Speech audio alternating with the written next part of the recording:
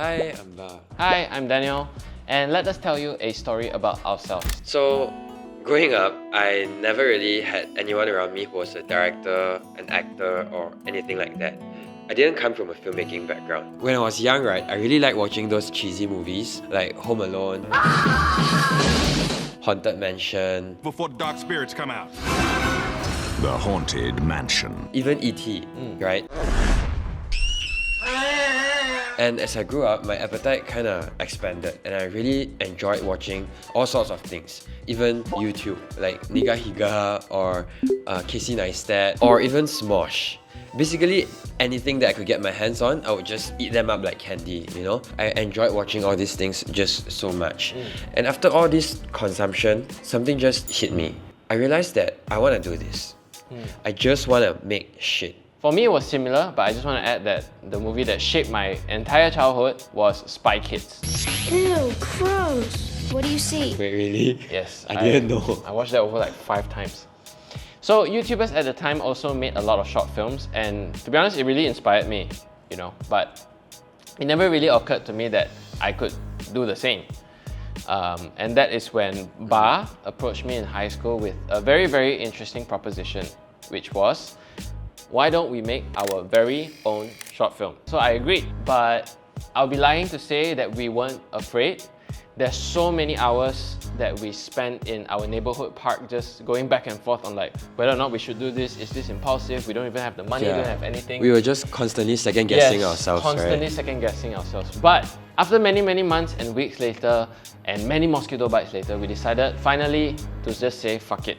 There's no better time than now to do it, and our doubting center, that neighborhood park, became our brainstorming center instead. And that brainstorming session led to our very first short film called The Kidnapping, which you can still watch on this YouTube channel actually. It's over 100,000 views. No, it's 200,000 now. Oh shit, really? Yeah, Oh, it's actually our highest viewed video ever. I thought it was For 100. Whatever reason. No, it's 200,000 already. Oh, damn. But the biggest struggle then, while we make this, right, was actually the complete lack of resources that we had at the time, right? We didn't have enough money, we didn't have enough time, we didn't have enough people, we don't even have the right equipment or experience to actually achieve this little dream of ours. Yeah, we just used whatever little savings that we had. Despite it being our very first ever short film, not to toot our own horns, but I think we found really creative ways around that just to make For this sure. short film happen. For sure. There's Yeah. this one lighting solution that we had because we couldn't afford 300 axes and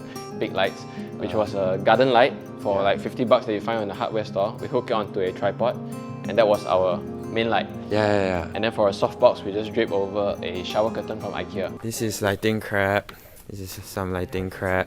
Yeah, and it was actually very effective. Yeah. It functioned very well. It worked. But it's not very safe because if you touch it at certain angles, you get Electrocuted. you get a little shock. Yes, but you won't die. Anyway, despite all the difficulties that we had with our first short film, we got hooked, which is what led to our next short film called Numb, and then the next one called Unseen, You know what, let's just take a break.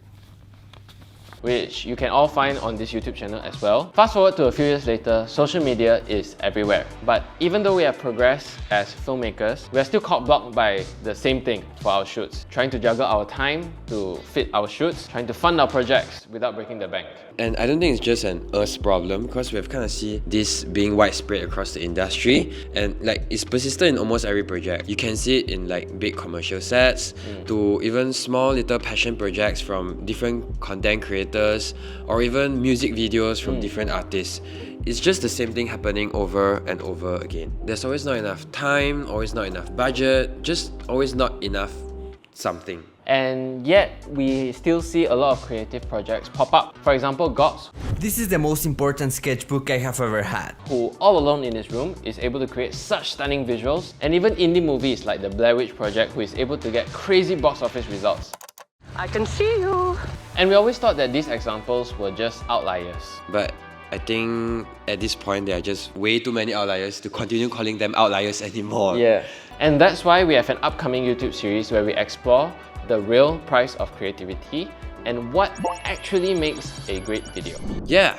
So we have decided to design like an entire series of different challenges ranging across editing, cinematography, color grading, and even film production, all just to really test and see how the limits of these resources actually limit your creative workflow. The creative process. And additionally, we will be inviting a bunch of specialized guests in their own specialized field. The top tier people in their Yes. industry. To give their opinions of the creative process and how to utilize resources and a bunch of other good stuff. So subscribe and join us along on this journey of discovery to figure out the real price of creativity. Bye! Until next time. Bye.